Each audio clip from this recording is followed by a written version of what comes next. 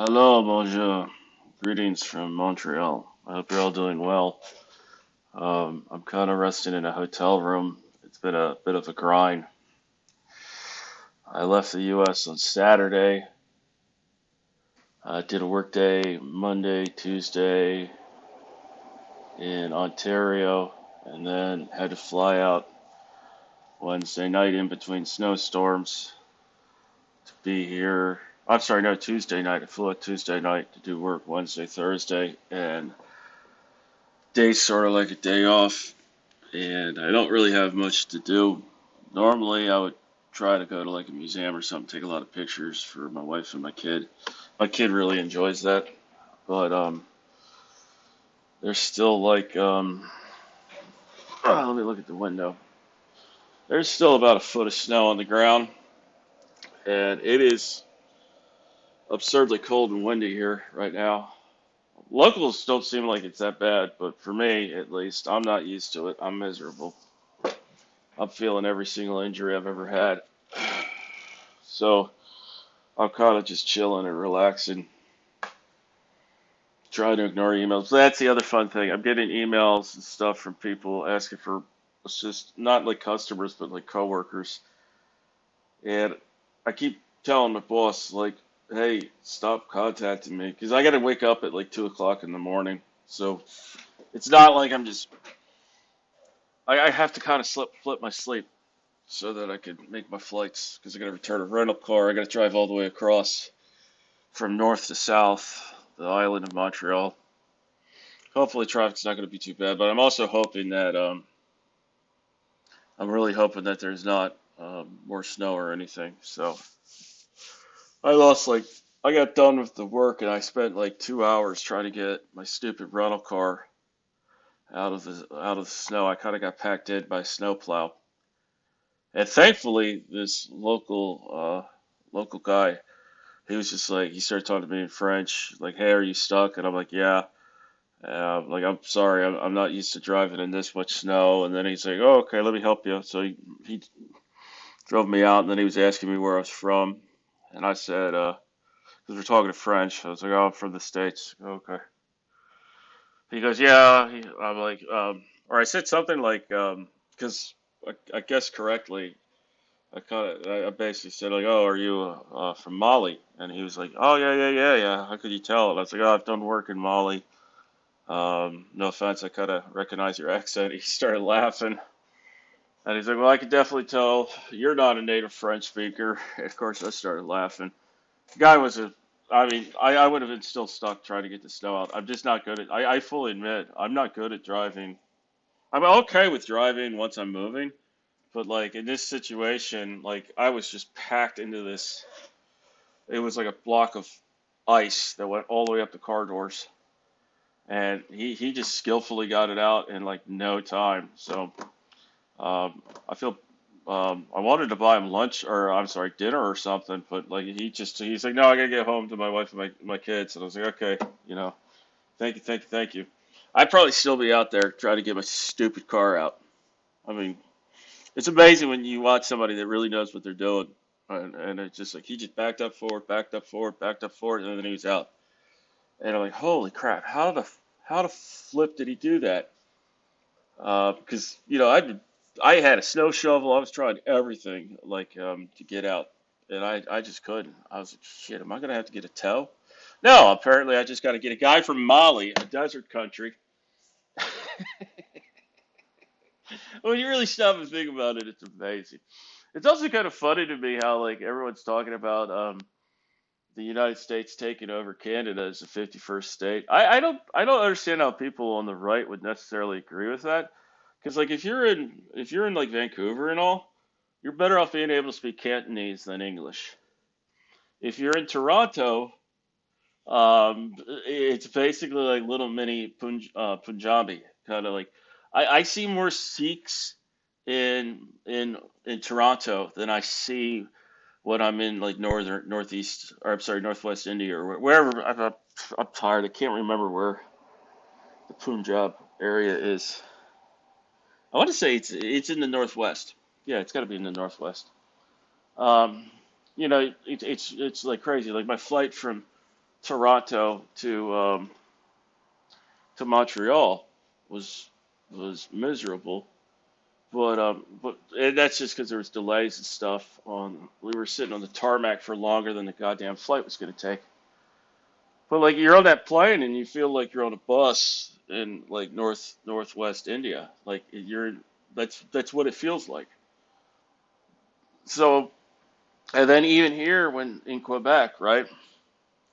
A lot of the people here in Quebec, a lot of the immigrants, they're from the French-speaking territory or former French colonies.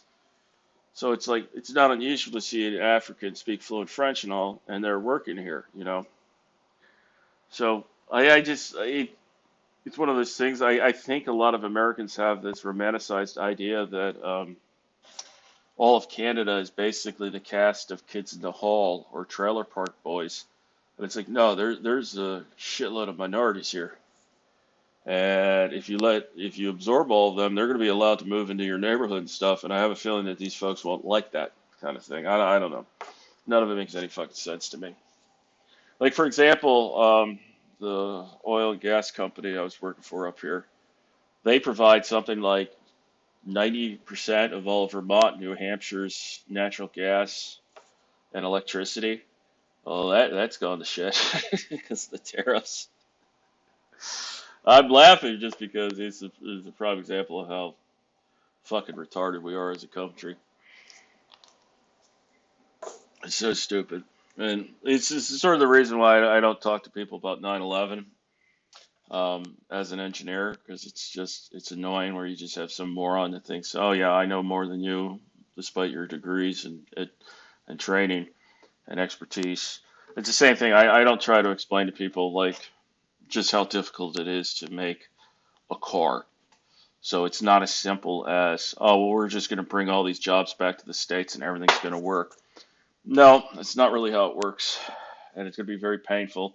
And it's not going to be like a painful 1 or 2 years. It would be like a painful 20 years to just because you have to make all these different mini manufacturing companies that make little widgets and whatnot.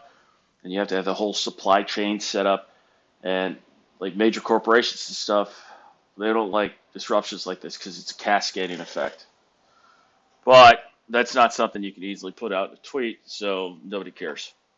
It's sort of like how farmers really supportive of Trump, I guess, and now Trump's doing the whole thing of canceling U.S. aid.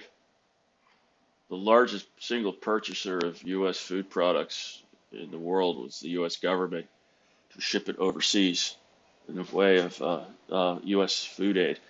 So like these farmers now, they're going to discover next year or during the growing season, price of soy and corn and wheat and all, that's going to crash, catastrophically crash for them because they no longer have the U.S. government buying most of their shit.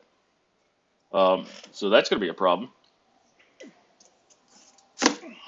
But hey, you know, you got to let people make their own mistakes. It's kind of like with my kid. He's of the age now where I can't protect him from every dumb decision he makes. He's getting to the age where he has to learn. It's the only way he'll learn. So we're gonna make it nice and painful. Anyway, side note, since I'm bored and I'm trying to stay awake before I immediately try to go to sleep around I'd say around 1 or 2. Um, I noticed that like Leslie's been tweeting, Queen Leslie.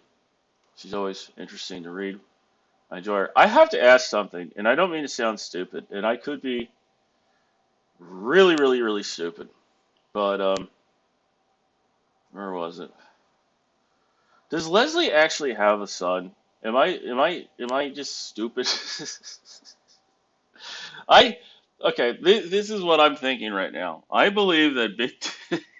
Because I'm saying this out loud, it becomes more and more obvious. You know, I have to believe that big. Oh my lord, this is probably a combination of the entire jet lag, sore, and cold. Big Dick Tim Varney Esquire. I'm assuming that this is a troll. That of course Leslie's in.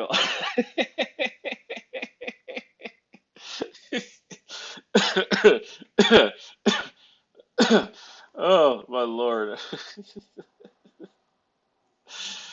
Oh, oh my Lord.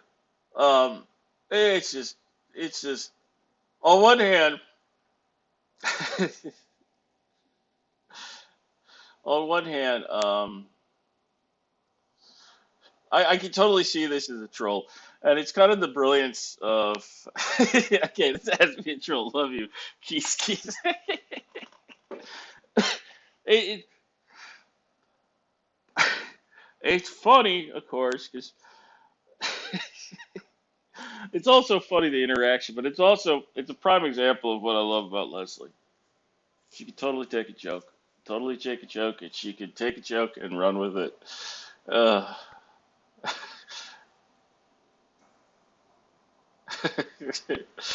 oh, I'm just I just saw it and like I didn't catch the big dick right away. So I just saw her make the post and I replied something like, "Wait a minute. He's threatening your mom?" And then like you replied, "Hey, stop threatening my mom," or whatever, then he reported you. And like at that point I totally admit when I set off that tweet, I was sitting on the shitter, totally confused. Or half asleep, not confused, but just thinking, okay, this is a legitimate like, oh wow, Leslie's kid is a lawyer. But then now as of it's, when I look back at it again, I'm like, no, wait, why would a lawyer have big dick party?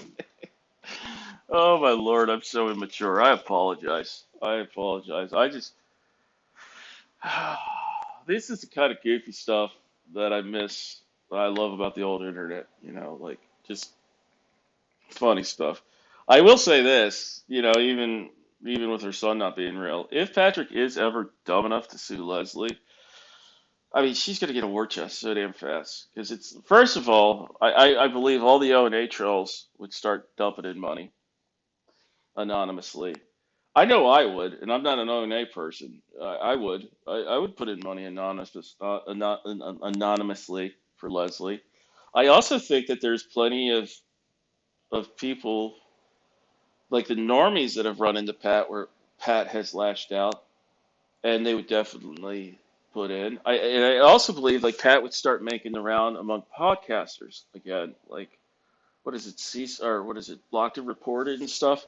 I wouldn't be surprised if they started covering this if Pat were to actually escalate it to where instead of suing, like the quasi suing quasi makes sense to an outsider. Like it does. It makes sense. Go after Quasi because he owns and operates the website. Now, the way Pat went about doing it was remarkably stupid, and this is where you have to be very careful with attorneys that like will try to tell you, "Oh yeah, you have a case. You totally have a case." Attorneys always believe that you have a case. They always, always, always believe you have a case because if you have a case, they have your money. You know what I mean? They'll tell you whatever they think you want to hear so that you start paying them. Give me 1 second. I got to check something. Sorry about that. So I could totally, like, for an outsider, because I think that's, it might have been, it was probably before his lawsuit started. I know when I first interacted with Pat,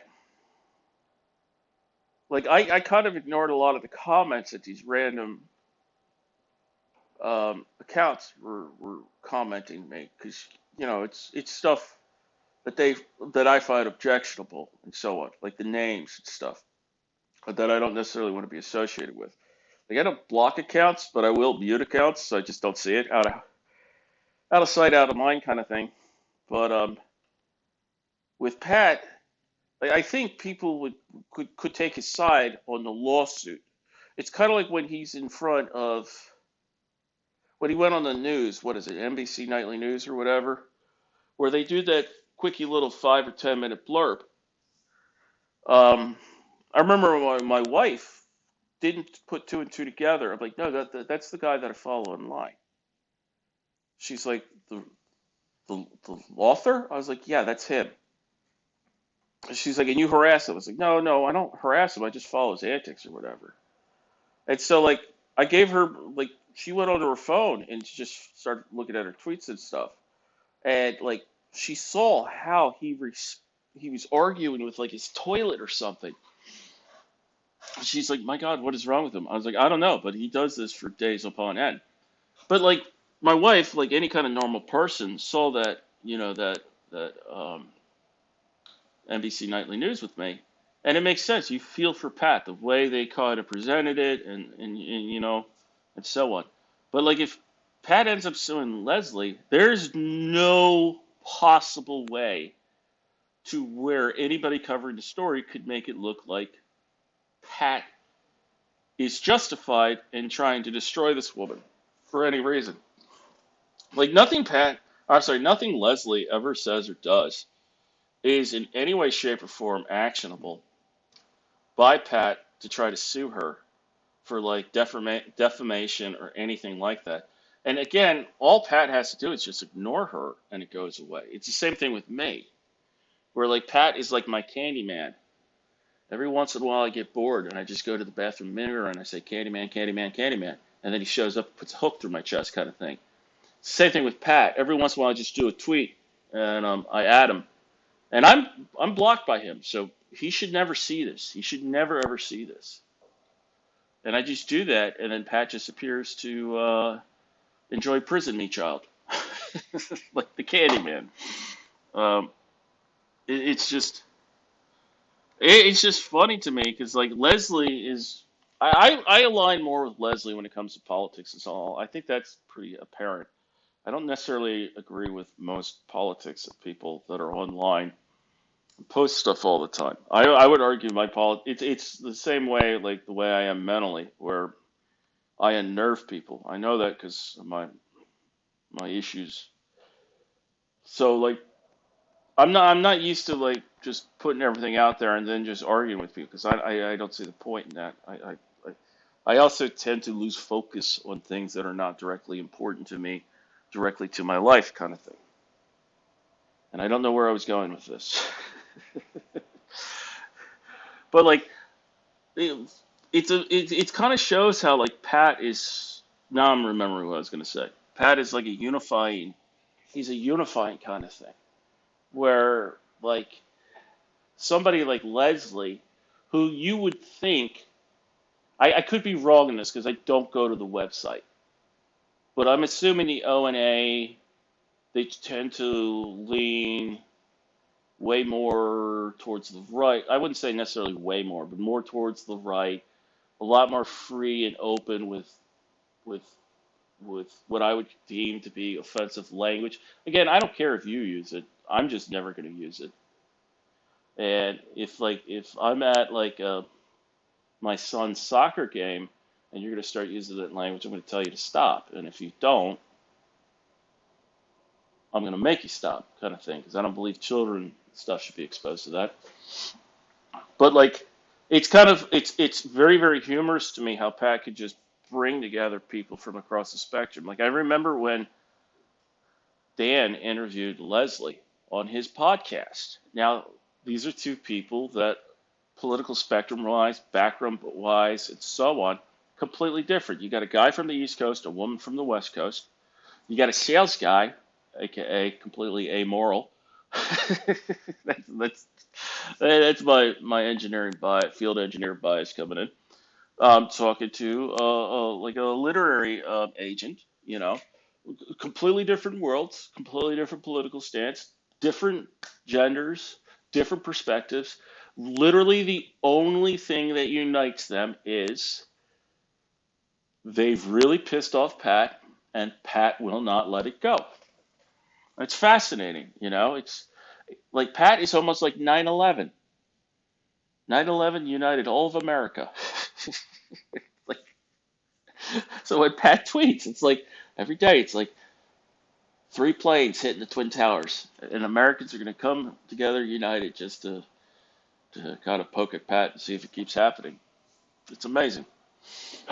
But I don't know. That was just this little video. You can tell I'm very, very bored. Uh, I'm just bored and I'm sore, but I also don't want to do any kind of work because I don't. If I start doing work for other people, what'll happen is I'll suddenly realize, oh crap, it's 4 p.m. I was supposed to go to sleep way earlier. So y'all take care of each other. Try to stay warm. Hopefully, you're not anywhere close to as cold and snowed as I am. Ciao.